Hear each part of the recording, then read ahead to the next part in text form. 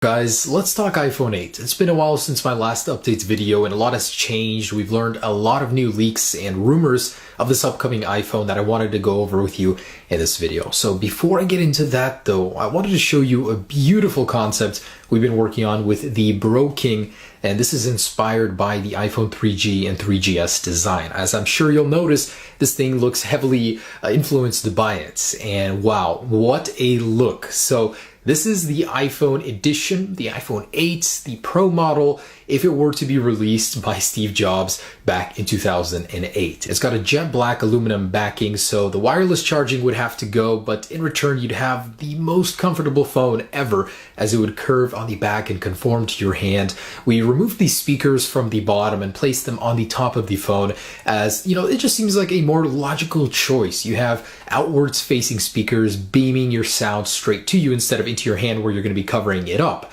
We do have the dual lens camera on the back. The buttons are inspired chrome-wise by the 3G again, and I gotta say it looks absolutely stunning. So major props to the Bro King. It's also got a curved display that's taking up most of the front of the phone, but without actually copying the Samsung Galaxy S8. So just wanted to share that with you guys. Let me know your thoughts down below. Worked very hard on this. Anyways, let's get to those juicy rumors. Now, the very first thing I wanted to say is this is a new camera, guys. I do apologize if things aren't set up properly. I'm using it for like the first time for this sort of video here.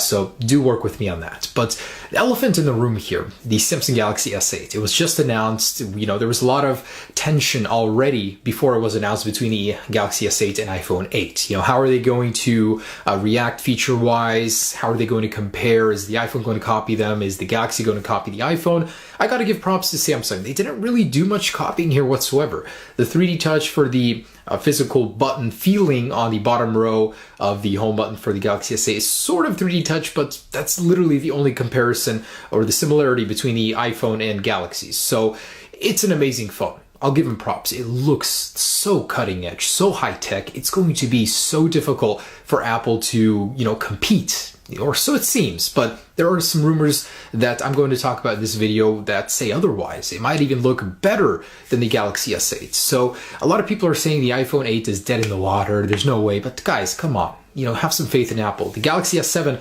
looks more futuristic than the iPhone as is already, and yet the iPhone sells like hotcakes. So do have some faith in Apple here. I think they will do well despite the fact that Galaxy is kicking their ass seemingly already. Now in my mind, I have several things that Apple can do to keep ahead of the game, and these are the things that are rumored that the iPhone 8 will have. First off, a built-in fingerprint sensor in the display. So instead of putting one on the back, have one on the surface of the phone so you don't have to fiddle with that fingerprint sensor on the back of the phone like the S8. Two, have a truly bezel-less design. So instead of even having the 8mm little section on the bottom and top of the Galaxy, just have a full screen as rumored. That would make the iPhone look so amazingly good. And I think the 3D modeling front-facing camera on the iPhone will be a big winner. So the Galaxy S8 can be bypassed with a photo. You know, Apple's solution would be to model your face, and instead of a photo being able to bypass it, you'd actually have to have a 3D physical model of the face, which is much more difficult to bypass this security with. So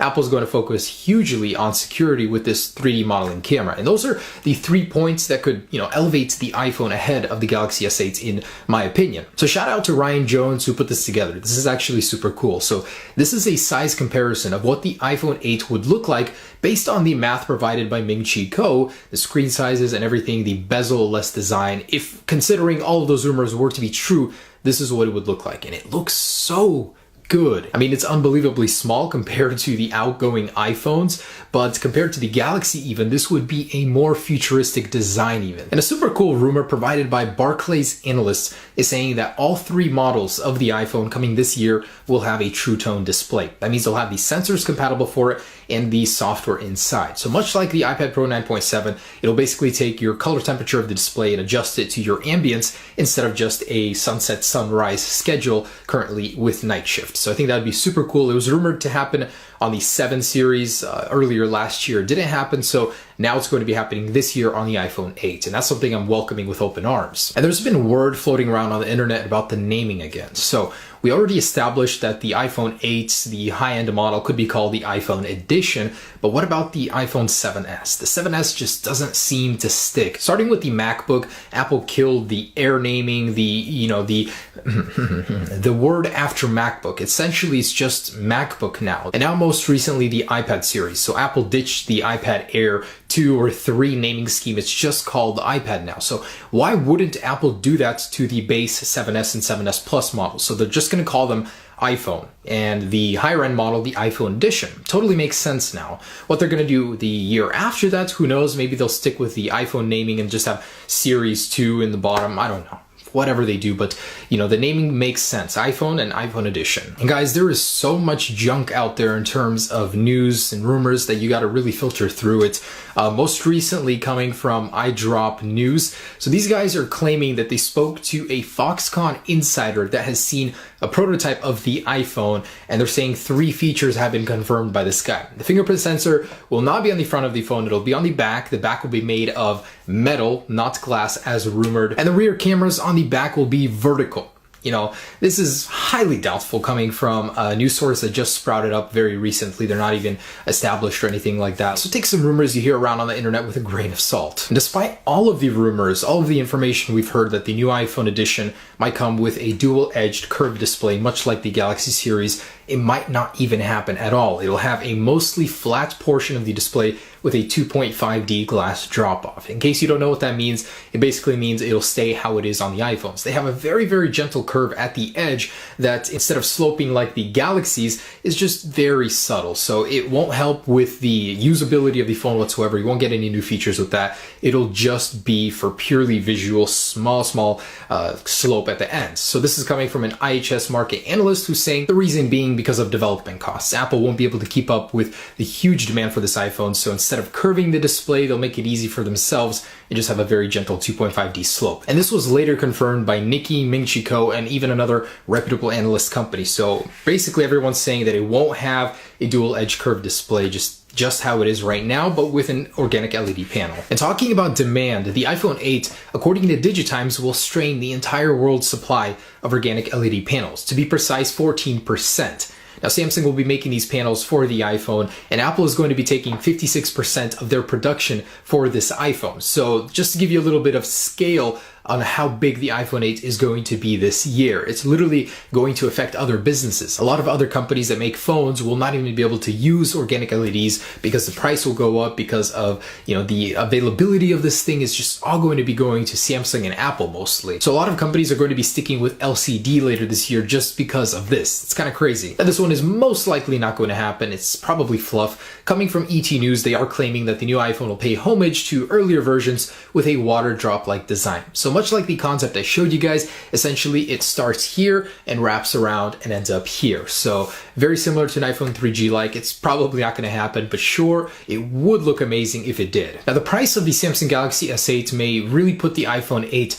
in trouble, as it's undercutting it by about $100, maybe even $150. Starting at about $850 to $900, the Galaxy S8 Plus, which would be in direct competition with the iPhone edition, is really going to entice some customers that don't want to dish out so much money. So it was a very good move on Samsung's part to price their flagship below the iPhone edition. Also, why the iPhone 8 will cost $1,000. We went over this in my last video, but I wanted to add another item to the list, and that would be the new sensor for the True Tone display. So among all of these features, we're going to have another page we're going to start adding things to as more and more technologies are added and developed to the iPhone 8, or as we learn about them. The iPhone 8 might actually be heavily invested in AR technology. So Bloomberg is reporting that a lot of the new features coming with the iPhone camera are going to focus heavily on AR, such as taking a picture and then selecting the depth of focus after you do that in real time and not actually doing it digitally like most Android phones do. So it's not a new feature, but Apple would be doing it better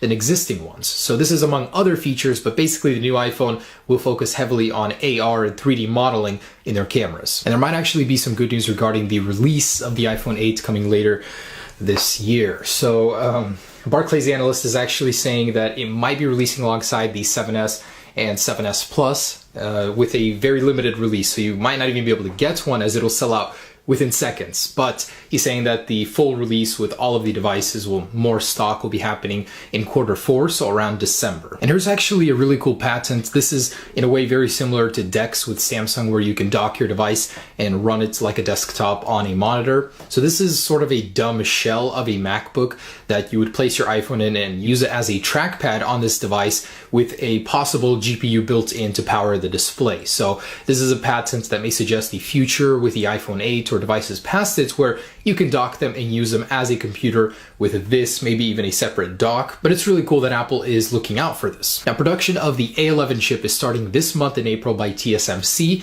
and this is going to be the 10nm structure. It's going to be more efficient, more powerful, and matching the Galaxy. And the last thing I wanted to mention is Unicode 10.0. It could come with 69 new emojis, including a T-Rex, Dracula, mermaid, among other things. So if you guys were needing an emoji fix, that will be coming later this year. But anyways, guys, just wanted to say thanks for watching. That's the latest on the iPhone 8. Stay tuned for more rumors. Peace.